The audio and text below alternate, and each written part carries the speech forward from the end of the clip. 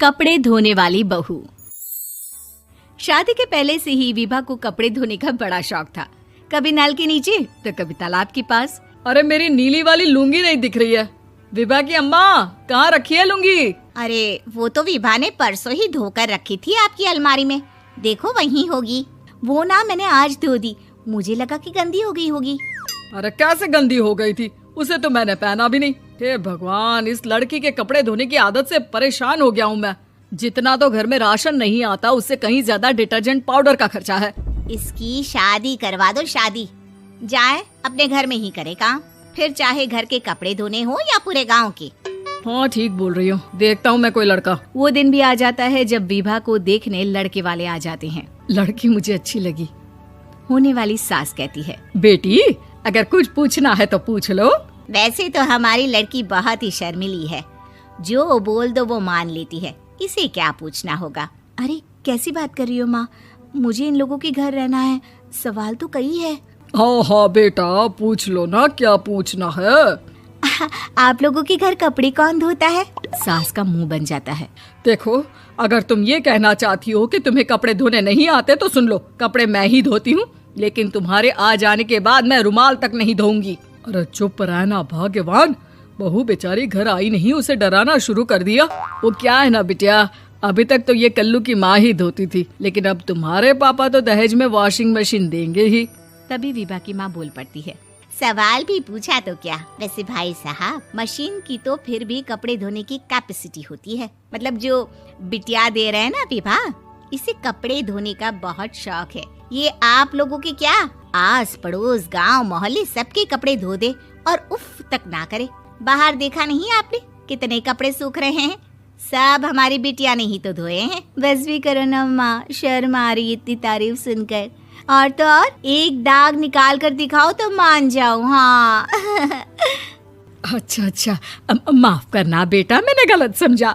हमें तो रिश्ता बहुत पसंद है। और ऐसे जुड़ जाता है रिश्ता कपड़े धोने का शौक रखने वाली विभा का। उसकी शादी हो जाती है कोयला फैक्ट्री में काम करने वाले कल्लू के साथ। शादी के बाद अचानक विभा चिल्लाती हुई सास के पास आती है। सासू माँ, अरे सासू माँ कहाँ है आप? ये तो धोखा है, धोखा दिया आप लोगों ने मुझे। इसे ससुर के चक्कर के बारे में पता चल गया। अरे तो उसमें तुझे क्यों धोखा मिला है? अरे नल में पानी नहीं आता, कपड़े कैसे कब धुलेंगे? अच्छा, तू पानी नहीं आ रहा उसकी बात कर रही है। तो आपने क्या सोचा? कुछ नहीं। अच्छा, तेरी माँ ने कहा था कि कपड़े धोने का शौक है तुझे, याद आया मुझे। शौक बोलकर कपड़े धोने वाले मेरे जुनून को कम ना आके सासू माँ, कपड़ा धोना मेरा गुरूर है। तभी पति भी वहाँ आ जाता है। अभी मैंने इसे सनी देओल की फिल्म दिखाई है, उसी के डायलॉग मार रही है माँ। अच्छा सुन, साफ बता रही हूँ, पानी सुबह 4 से 6 और शाम को 10 से 12 आता है, समझी? विभा टाइमिंग सुनकर हैरान हो जाती है। ये क्या भूतों का मोहल्ला है? सुबह 4 बजे उठकर कौन कपड़े धोता है? 4 बजे टंकी में पानी जाता है, फिर सारा दिन धोना ना, किसने मना किया? अरे कैसी बात कर रही हैं? 200 लीटर की टंकी में कितने कपड़े धो लूंगी मैं? सुबह ही उठ जाऊंगी मैं। अब क्या था, विभा सुबह 4 से लेकर रात के 12 बजे तक कपड़े ही धोती रहती। एक रोज सास पड़ोस से निकलकर कहीं जा रही होती है कि साथ वाली कहती है, हाँ कल्लू की माँ, जरा ये बताओ कि 2 साड़ी है, 2 ब्लाउज और एक पेटीकोट और एक नाड़े वाला लंबा कच्छा। हाँ तो? अरे तो क्या, कितना लोगी धुलाई ये बताओ। धोबन दिख रहे हैं हम क्या? हमारे पति सरकारी नौकरी से अभी रिटायर हुए हैं और बेटा सुपरवाइजर है कोयला फैक्ट्री में। धोबन समझ रखा है हमें। हाय रे कल्लू की अम्मा, माफ कर दो, वो तो मोहल्ले में यही सब बता रहे थे कि तुमने बहू को कपड़ा धुलवाने के काम में लगा दिया है। सास को पड़ोसन की बात सुनकर गुस्सा आ जाता है। वो घर पहुंचती है जहां घर के बाहर ही इतने सारे कपड़े सूख रहे होते हैं जितने कि किसी धोबन के घर पर। अरे ओ कल्लू की दुल्हन, बाहर निकल। माँ जी यहीं आ जाओ, बाथरूम में चादर धो रहे हैं हम। अरे अभी हम धोते हैं, तुमको बाहर निकलो। ये आस पड़ोस वाले बोल रहे हैं कि हम बहू से कपड़े धुलवा कर उसे कपड़ा धोने वाली बना दिए हैं। अरे छोड़ो ना माँ जी, किन लोगों की बातों में आती हो? आस पास के लोगों का तो काम ही होता है कि वो किसी तरह सास बहू को लड़ा दे। बहू सारे घर के कपड़े धोती है, ये क्या कम है? बोलिए। सास को भी लग जाता है कि वो बहू का ये सनकीपन नहीं छुड़वा सकती, इससे अच्छा है कि खुद ही चुप हो जाए।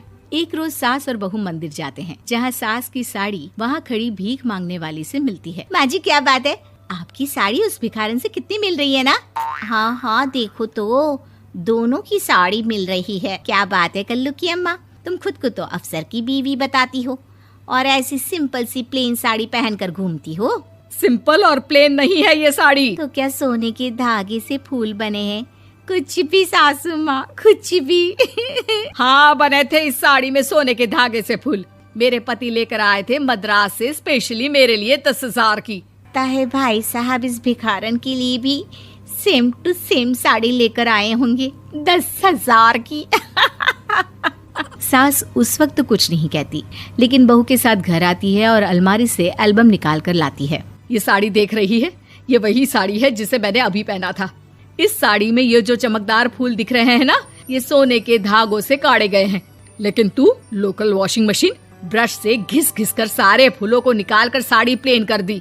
मुझे माफ कर दीजिए सासू माँ। और तो और, जब मैंने तुझे तेरी गलती के लिए कुछ नहीं कहा, लेकिन तूने तो सबके सामने मेरा मजाक ही बना दिया। क्यों? बहू को समझ में आ जाता है कि अब से उसका कपड़े धोना बंद।